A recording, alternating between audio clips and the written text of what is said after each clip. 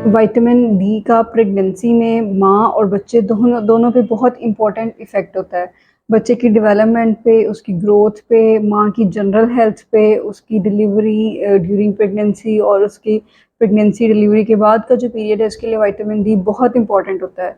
अगर आप vitamin D की डेफिशिएंसी के साथ प्रेगनेंसी में एंटर हो रहे हैं तो इसके माँ और बच्चे पे बहुत ज़्यादा मुज़र असरात होते हैं और बहुत ज़्यादा नुकसानात होते हैं। रॉयल गाइनी इनफर्टिलिटी हब एक ऐसा प्लेटफॉर्म जहाँ फीमेल हेल्थ से रिलेटेड हर टॉपिक पे बात करते हैं। Vitamin D deficiency. Vitamin D deficiency का सबसे जो पहला एक दिमाग में सवाल आता है वो ये है, क्यों होती है, वजह क्या है? तो इसके कुछ रिस्क फैक्टर्स होते हैं जो हमें बताते हैं कि इस पेशेंट में विटामिन डी की जो डेफिशिएंसी है वो हो सकती है या मौजूद है। जैसा कि आपका इनटेक कम है, विटामिन डी आप ले ही कम रहे हैं। दूसरे नंबर पे आपका सनलाइट का एक्सपोजर कम है, वहाँ से विटामिन डी यूवी लाइट से एब्जॉर्ब होती है, अपने जिस्म के अंदर जाती है, इसका मतलब आपका एक्सपोजर जो है सनलाइट का वो कम है।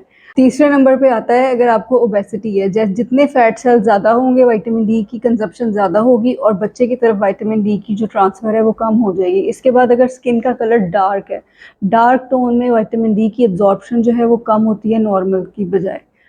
अब इसके बाद अगला सवाल आता है कि हमें कैसे पता चलेगा कि हमें विटामिन डी की डेफिशिएंसी है। तो विटामिन डी की डेफिशिएंसी के कुछ साइंस होते हैं, जैसा कि बहुत ज़्यादा थकावट का महसूस होना प्रेगनेंसी में, फटीग होना, लो मूड होना, मूड स्विंग्स या डिप्रेशन, हर टाइम परेशानी। इसके अलावा जो है जगह जगह जिस्म में दर्दें, लो बैक पेन, पेट में दर्द, टांगों में दर्दें, चिड़चिड़ापन और इम्यूनिटी कम हो जाती है। बार बार इन्फेक्शंस होते हैं, ख़ासतौर पर चेस्ट के जो इन्फेक्शंस हैं वो बार बार होते हैं। बार बार आपको प्रेगनेंसी में डॉक्टर के पास जाना पड़ता है डिफरेंट किस्म के इन्फेक्शंस के साथ या डिफरेंट किस्म की सिकनेस के साथ। हॉस्पिटल विजिट्स जो हैं वो बढ़ जाते हैं। इसका मतलब ये है कि आपके अंदर विटामिन डी की जो डेफिशिएंसी है वो चल रही है, आपके जो मूड है, आपकी डाइट है, हर चीज़ डिस्टर्ब हुई हुई है। इसके बाद नेक्स्ट क्वेश्चन आता है कि विटामिन डी के डेफिशिएंसी के माँ पे और बच्चे पे दोनों पे क्या इफ़ेक्ट्स आते हैं अगर कमी हो गई है तो। पहले हम डिस्कस करते हैं कि माँ पे क्या इफ़ेक्ट आते हैं। जैसे कि मैंने पहले आपको बताया कि अगर विटामिन डी की डेफिशिएंसी माँ में है तो उसको जगह जगह जिस्म में दर्दें होती हैं, बोन हेल्थ है वो कॉम्प्रोमाइज़ होती है, एक्टिव होके काम नहीं कर सकती, कमर में टांगों में दर्द रहती है। इसके अलावा ऐसी पेशेंट को ब्लड प्रेशर ज़्यादा होने का ख़तरा होता है जिसको कि हम प्री क्लेम्शिया कहते हैं, या फिर ऐसी पेशेंट को प्रेगनेंसी में शुगर होने का ख़तरा होता है जिसको कि जीडीएम कहते हैं। ये दोनों बहुत क्रिटिकल कंडीशंस हैं जो कि अल्टीमेटली बच्चे को इफ़ेक्ट करती हैं। इसके साथ साथ माँ में मिसकैरेजेस का चांस बढ़ जाता है जो कि फर्स्ट ट्राइमेस्टर मिसकैरेजेस होते हैं, या फिर टाइम से पहले डिलीवरी या प्री टर्म बर्थ का चांस बढ़ जाता है क्योंकि हॉस्पिटल एडमिशन्स रिकरेंट हो रहे होते हैं, दर्दें हो रही होती हैं, तो टाइम से पहले डिलीवरी का चांस जो है वो बढ़ जाता है।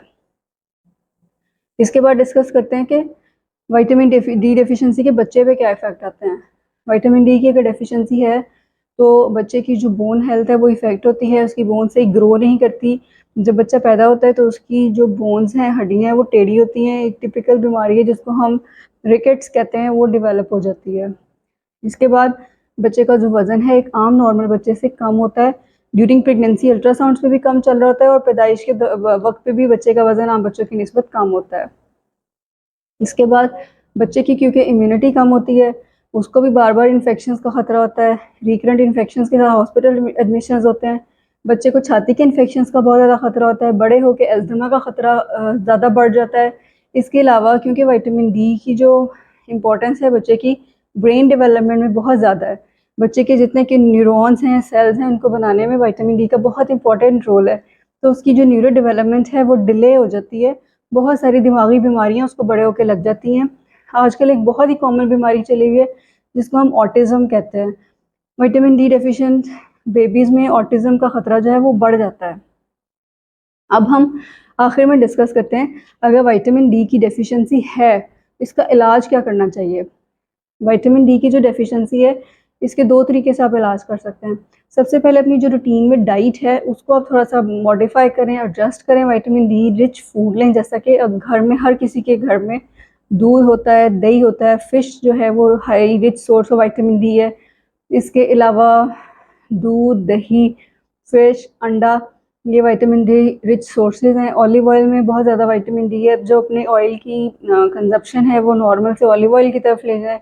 इसके बाद अगर आप बाहर से जो चीज़ें ख़रीदते हैं तो उसमें फोर्टिफाइड यानी कि विटामिन डी एडेड दूध भी मिलते हैं, vitamin D added additional yogurt भी मिलते हैं, ऑयल्स मिलते हैं, फ़िश ऑयल्स जिसमें विटामिन डी की मिकदार मौजूद होती है। इसके अलावा जूसेस हैं जिनके अंदर फोर्टिफाइड जूसेस होते हैं जिसमें विटामिन डी की जो मिकदार है वो बढ़ा के दी जाती है। इसके अलावा चीज़ में विटामिन डी होता है।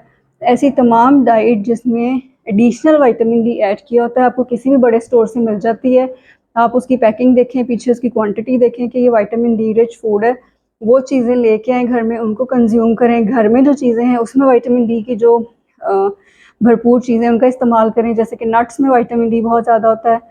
सनलाइट का जो एक्सपोजर है वो ज़्यादा करें, कम से कम 15-20 मिनट जो है सनलाइट में रहें।